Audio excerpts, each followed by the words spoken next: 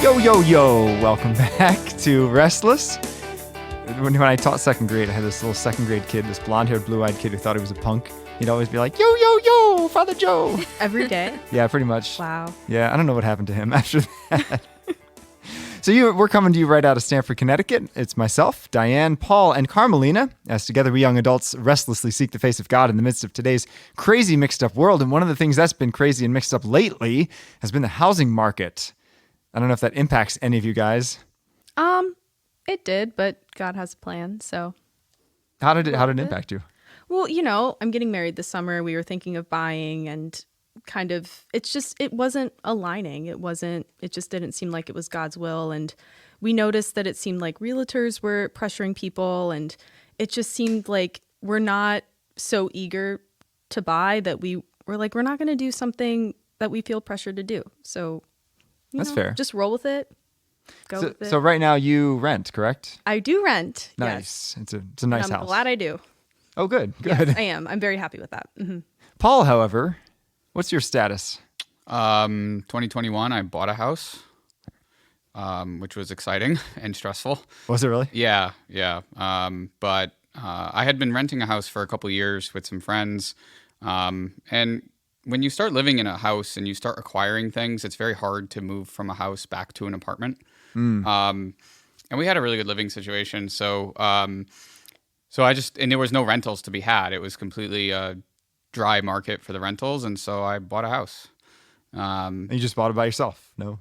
Nobody else? Well, I mean, I have tenants now as opposed to, just pure roommates, I guess. I am their landlord. They call me Lord Paul. It's fine.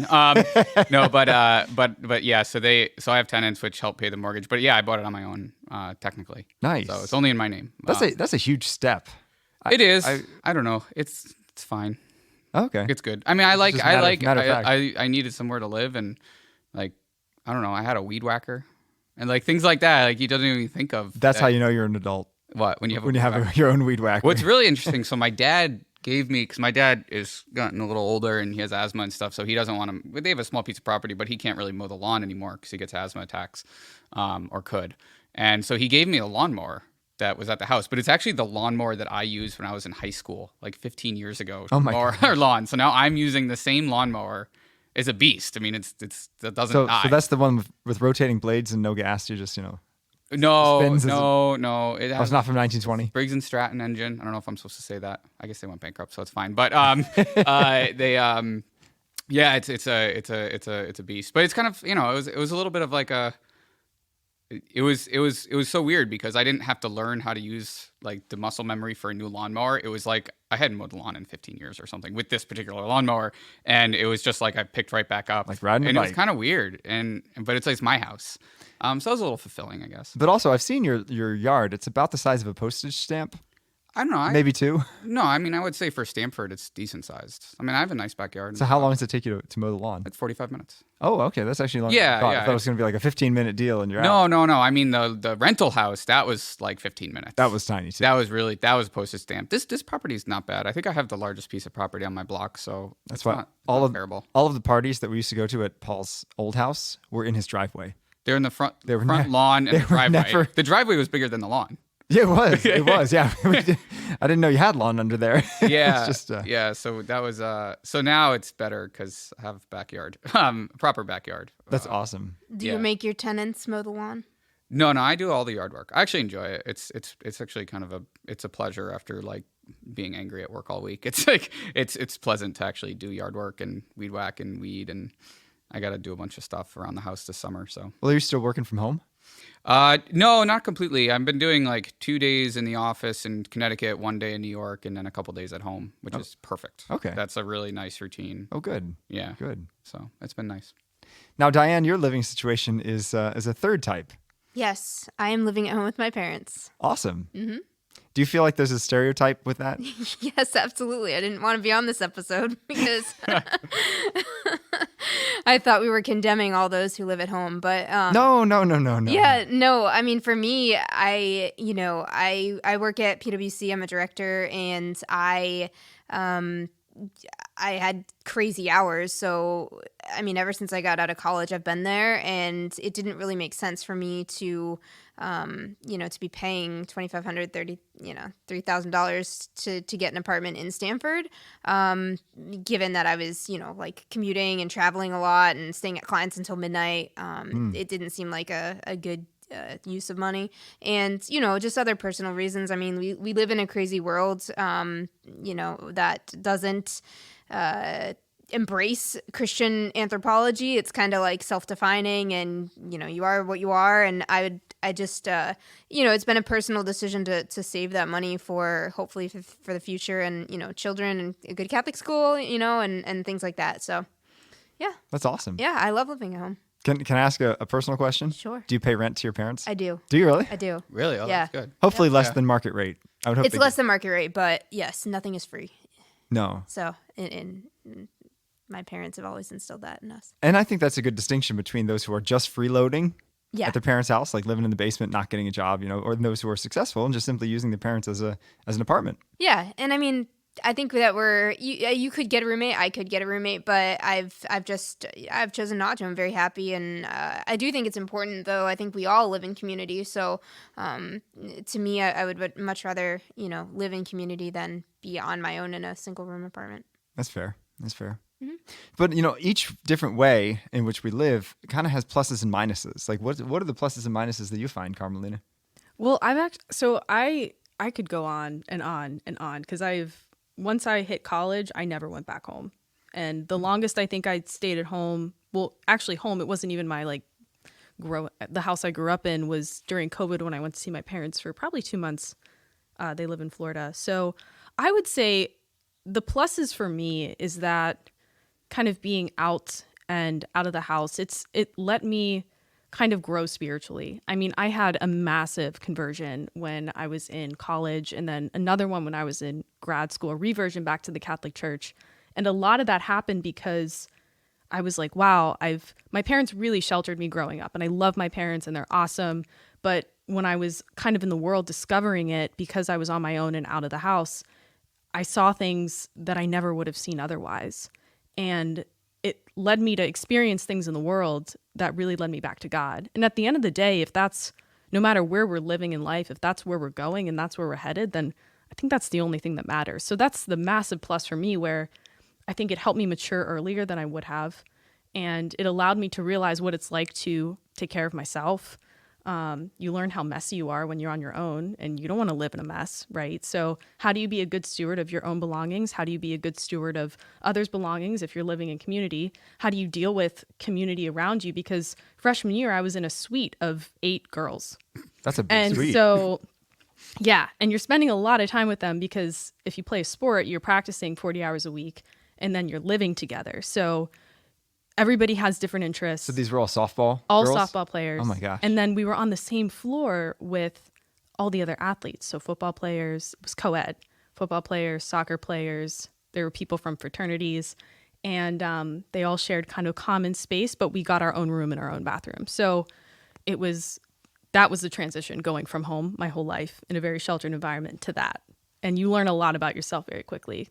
Oh, sure. So yeah, a lot of growing very fast. Athletes are not known for sober living, shall we say. They are not, no. And you have to make decisions about what type of life you want to live, because especially as a woman who's kind of smaller than large football players, it gets unsafe when you make probably not the best decisions, at least drinking wise, that they're making, and you're in that type of environment. So you really have to make sure you're protecting yourself and understanding what it's like to live in that way. Now, I do say that I am happy I had those experiences, because they taught me a lot. However, I don't think when I have children, I would allow that to happen. Like, I would push them in that same direction of needing to experience what I did. Sure. Well, your kids will go to Steubenville or something like that. Christendom. Yes. She's already paid the down payment. I'm already looking at tuition. That's right. Well, in 20 years, it might be a little higher than it is Oh my today. goodness, I know. We'll see.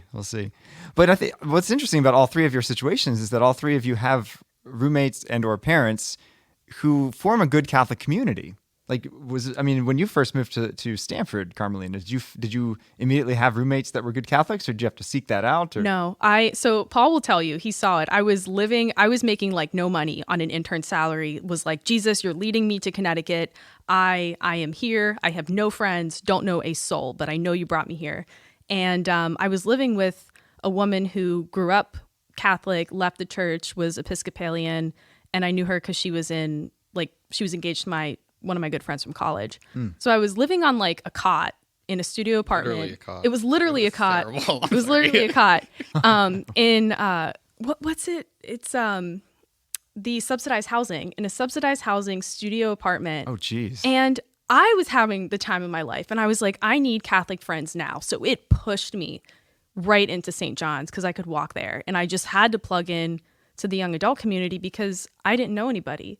And I'm an extrovert. I need friends. I can't sit at home and just be. So I was like, God, you brought me here. You're going to bring me community. And he did. And I was so happy because I had just come from working at a camp where we had no air conditioning, and I was living in sweatpants and in the woods and just dirty all the time, working with, 14-year-old girls who didn't really like me all the time. And so I went from that to, yeah, great, I'll live on an army cot for 8 months in an internship. And so it meet wasn't all that these big people. of a downshift. It was kind of maybe a step up, to be honest. Yeah, I grew a lot. Like it was coming from a small town, leaving that to kind of a big city, being in New York for the first time, and even Stanford and like the city environment. It was a lot, and I learned a lot. Still learning. Yeah. Now, Paul, you have a good Catholic community, though, right? Yeah, it took a while to develop. I mean, I'm opposite. I'm quite introverted. So, I lived by myself for, I got to do math. Sorry. I had lived by myself for about 8 years. So I lived 2 years in Brooklyn. So I had a little different situation because it's similar to Carmelina's, but I went to college 120 miles away. So obviously I lived in college and I would come home for summers or whatever. And then I went, and I moved to Brooklyn. And I lived by myself in Brooklyn for 2 years. And that was interesting. I probably wouldn't live in the place I lived in Brooklyn again. It was nice and it was safe and quiet. It wasn't like Hell's Kitchen or anything? No, that's in Manhattan. But sorry. It's okay. Don't know much anyway, so but it was far. I mean, my commute from Brooklyn to Manhattan was an hour. It was 9 miles and it was an hour. Oh, so that's take New a bike. York. It's New York, and we have to take a bike. You have to go under the water or over the water somehow, which is a That's challenge. hard to do. You can. It's a challenge. Take a bathing suit. Right. And so I did that, and then I moved to Stanford, which was awesome, and I've lived in Stanford ever since. But I lived on my own for 6 years in Stanford, and it took me a long time to develop like a really good Catholic community here. It probably took.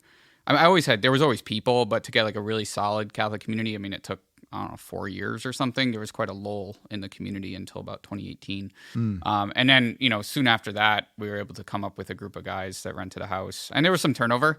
I'm the only one original from the summer of 2019. We had 2 people. I was living with 2 guys that were both Catholic, and those guys left and other people came in, and it's been this revolving door a little bit. But it's been really good. Nice.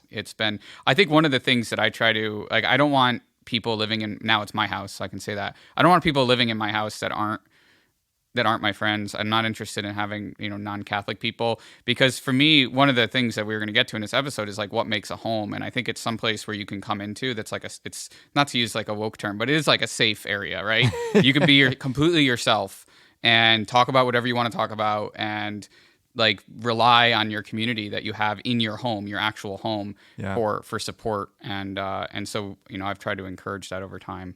And it's really important, especially for, like guys, we don't do that a lot. But when we get the beer flowing a little bit, it's much easier. Or for me, I force feed everyone wine. But I'm sure they're not in opposition to that. No, I buy good wine. So that's been really good. For the past 3 years now, we've been living, have some sort of roommates. Yeah, that's awesome. Yeah, I had, because I went to not only went to Steubenville, but I was part of the pre-theologate program there. So so all of my roommates in college were men discerning the priesthood, and then I went to seminary. So I never had that experience of having to seek out like that good Catholic community. I was kind of always surrounded by it. But I'd imagine that would be tough if if your roommate is sleeping around and has a girlfriend over, and you're kind of like, this is awkward and not okay. Yeah. I mean, yeah. So I could totally hear what you're saying. You're just finding that the people that you're not only compatible with, like personality wise, but also your worldview. Yeah, and there was really no like eligible candidates to be my roommate until probably 2018 or 19. Yeah, to be honest. Sure. And sure.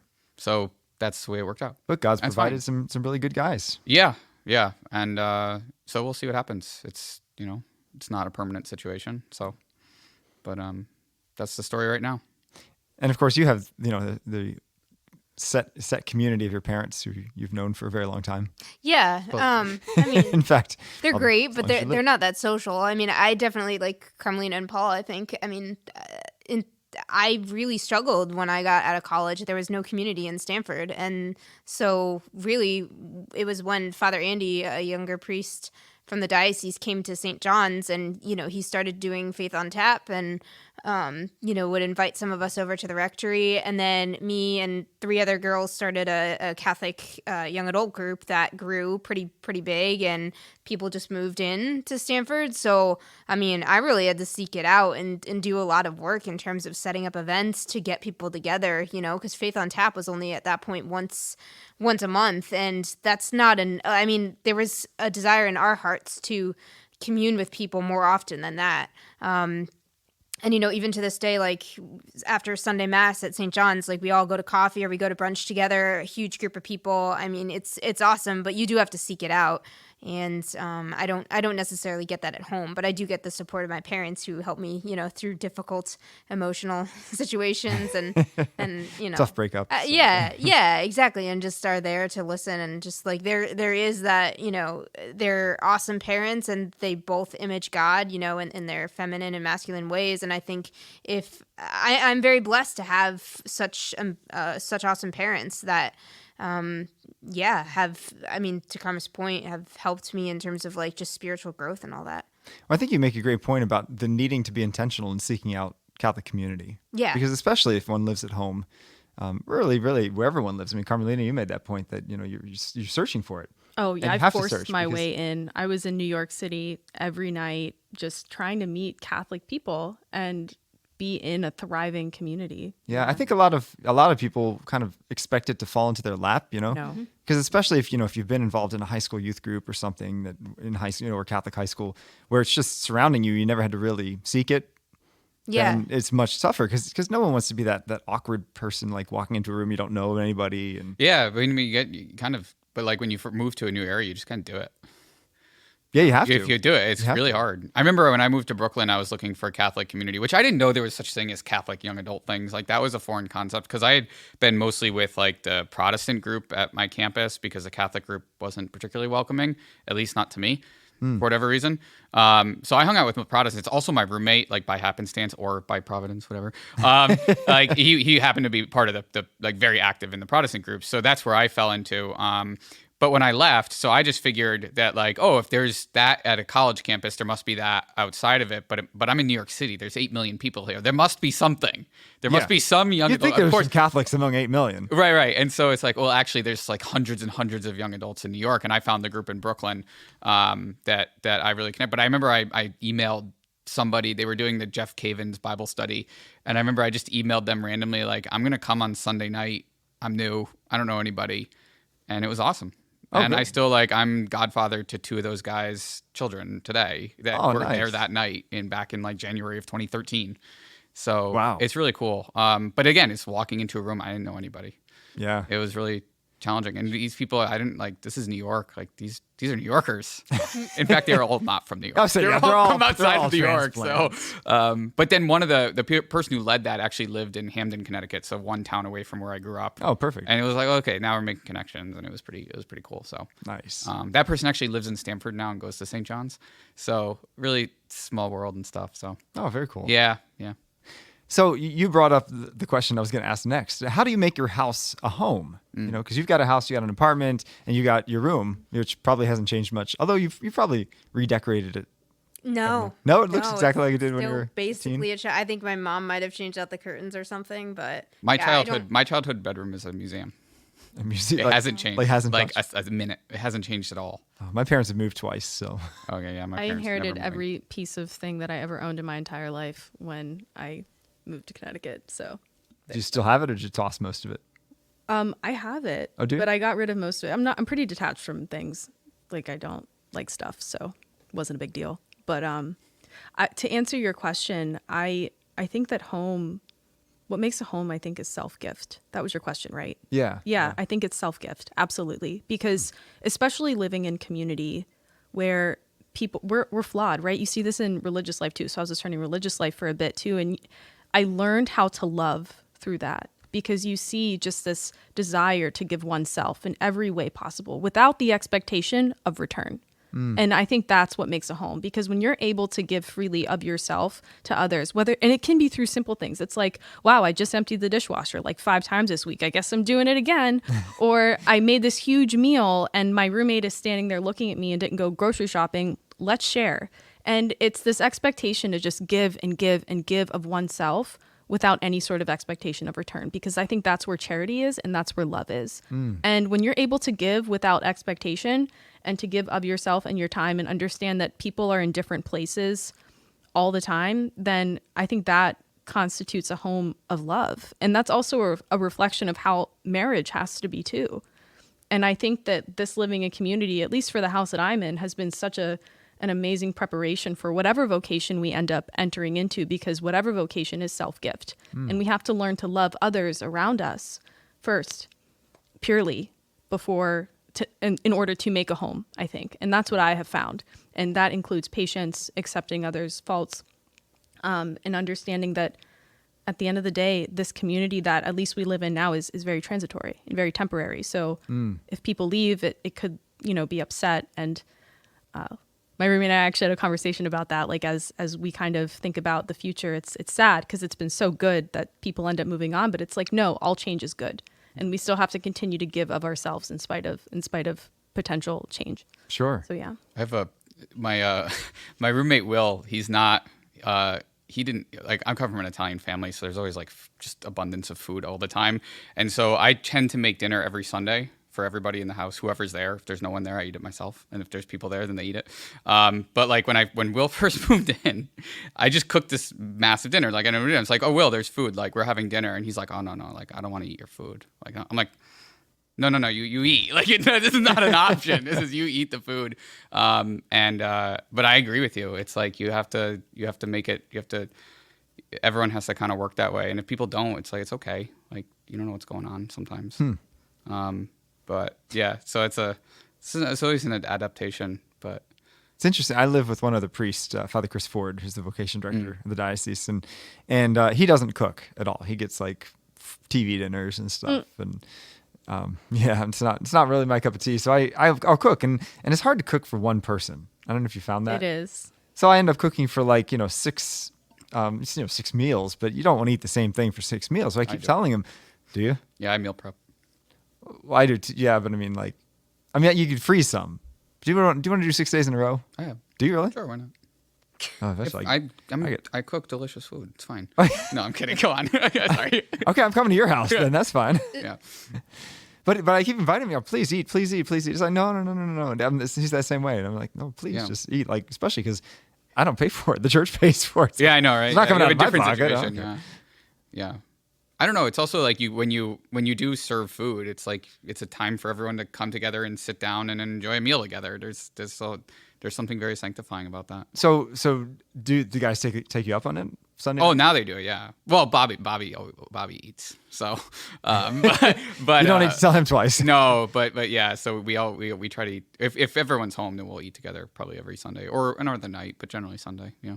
And do you eat with your roommates, Carmelena? All the time. If I'm making food, if one of us is making food, it's just kind of a communal thing. Or we'll all just sit down and we'll eat. Yeah, it happens pretty often. Awesome. Nothing's planned, though. We just kind of we're so close at this point. It's funny. So, yeah. Sisters. It's very special. God was so good. I had prayed. I was just thinking for 2 years when I had moved to Connecticut initially, I had prayed for roommates because even though I could live on my own, I didn't want to at all. That's just, I don't like to be alone in my own space, just by myself. It's not happy for me at all. I don't like that.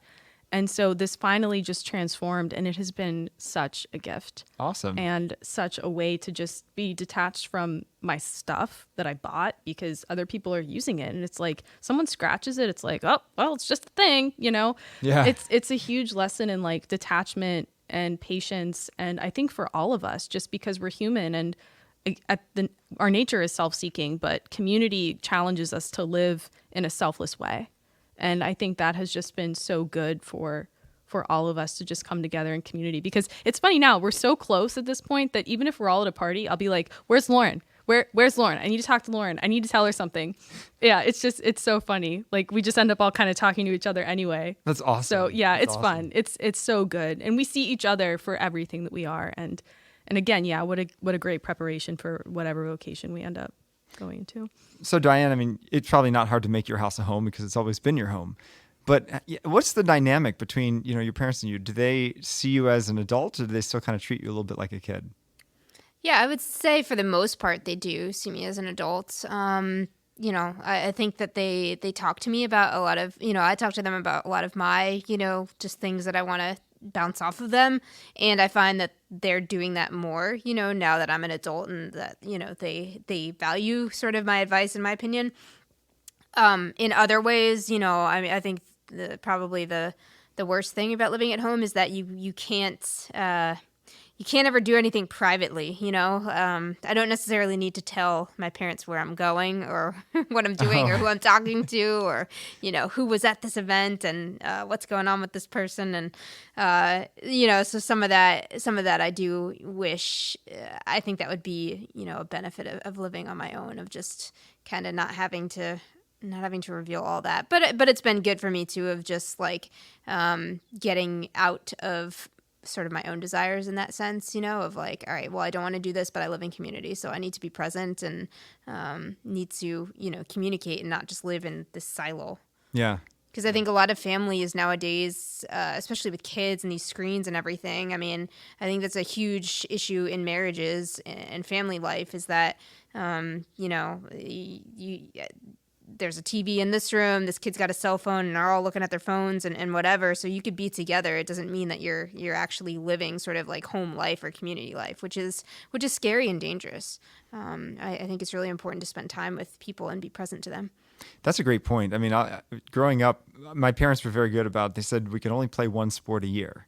So, of course, all of us picked either baseball or softball. So spring was a little crazy with all 5 kids playing. But I think that was very wise because the rest of the year they wanted to have dinner together every single day, and we did 5:30 every evening. 5:30. Oh, I wish. Is that too early? Too late? 7:38. Yeah, Really? Yeah, it was late. But we did the same thing, 7:30 every night. My parents, my brothers talked about our days and everything. And at that point, there was really like one TV in the house, and it was limited. And Yeah. it wasn't Unless Red kids Sox Yankees were playing, that was the only exception to the rule. Then we could have TV on during dinner. Oh, okay. Yeah, so happens we'd be what, finished by the Oriole game. Right, it's like 15 times a year or something, so it's not very often. But Yeah. but I agree. It's like you need to have that time as a family, and it's really so. Even like when the guys have dinner together, if the TV's on, like it goes off. Like I have to turn it off. Like I can't have the TV on if we're eating. Good. Yeah. And we put our phones away. Like no one looks at their phone and stuff unless there's a bet about some fact that needs to be researched immediately. I long for the days when we could have disagreements and not settle them. Yeah. Thanks Well, it's to fun to Siri. argue about it for like an hour and then pretty much Exactly. And then you look it up. And then you look it up. Well, Okay, you can look that's at fair. the World Book Encyclopedia. Oh, back in the day. Yeah. We actually had those. My parents still have the 1963 World Book I Encyclopedia. think we have that too. Oh my Incredible. gosh. So last question in the last couple minutes that we have here. Really, ultimately, every home should be a sanctuary, a place where God is made present. And of course, we're made present in one another. But in what ways have you found to kind of make your place make your place holy? I know I've blessed both Carmelina's and Paul's residences. And did I bless your house when I came over? You your did house? not. I We need you. didn't. We need you back. You blessed my car though. I did bless your car. You bless cars? Is there a specific blessing for a car? Sure. Really? I've There's blessed- blessing for everything. I've blessed karate studios. I've blessed ice cream parlors. I've blessed all kinds of stuff. Okay. My car's not blessed. Stuffed animals, you name it. My car's not blessed. Well, he can bless it on the way. I could out. bless it on the way out. Yeah, we got to fix that. So, in what way have you been able to make your home a sanctuary? My fiance sprays me with holy water every time he gets the chance. That's one way. Like, are you trying to say something? Sprays you? Well, Just like it has picturing, like the little spout, and it just does yeah. it? I don't know what other word you would use for that, but yeah, that works. That works. I don't know. But I think a lot of it is just integrating prayer and Jesus into our everyday. Like, we have this beautiful image of Our Lady in our house that's just at the center, and you come in and you can't not notice her. And we have images of the Sacred Heart. So we have that, and then we have a huge table where we all eat in community and we pray. And also just the people that you're with are important, right? The people that you're with in the house, at least for me, like, we're trying to pursue holiness. So when we all have our eyes kind of set on heaven, it's like, yeah, we try to make the home holy by being charitable to each other. So it's like an action oriented thing, and it's also what we surround ourselves by also outside of work, and the life that we choose to live and lead in order to ultimately become hopefully saints one day. So yeah. I mean, I think it also, to Carmelita's point, I think it is important to have like those sacramentals around. And I mean, we have crucifixes, we have Divine Mercy images hung up over our house. There is a Divine Mercy image across from where I work, a couple crucifixes. We're human beings, and we have bodies, and we're meant to kind of, those senses draw us to the divine. And I think the reminders, you look up from your work and it's like, oh, Jesus, I trust in you. Like, it's okay if I'm upset in this moment with this coworker, like, keep my eyes on eternity type of thing. So I think it's important to like adorn your house, and obviously then too to engage in prayer in community. I know growing up we said the rosary together before Mass every Sunday, and prayers before, like when we were elementary school, prayers in the morning, before we all went off. So That's beautiful. Yeah. Yeah, I think it's the same. I think with the guys, it's a little bit more where everything has to be like, to some extent, we have to be doing something.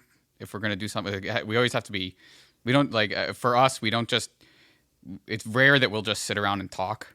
Mm-hmm. We always have to be doing something. Sure. Even if it's drinking a beer. As most men. Right. Yeah. And so that's part of it. But I mean, under those circumstances, the conversations can go anywhere. So yeah, I'm sure. That's sure you have some. And we have like, obviously we have like statues and images and all that kind of stuff around the house. I'm sure there's some theology that gets talked about. Yeah. Generally by me. That's fair. Yeah. But yeah, it's good. Awesome. We keep that. So thanks so much for joining us in this episode of Restless. My challenge for you is to make your house a home by being present to the people that you're with and truly loving them through self-gift, and also make your home a sanctuary, a place where Christ is invited and welcomed, because he is the true head of all of our homes if we let him. You can find us on Veritas Catholic Network, 1350 AM, and also 103.5 FM. You can find us wherever you get your podcasts. Tune in next time.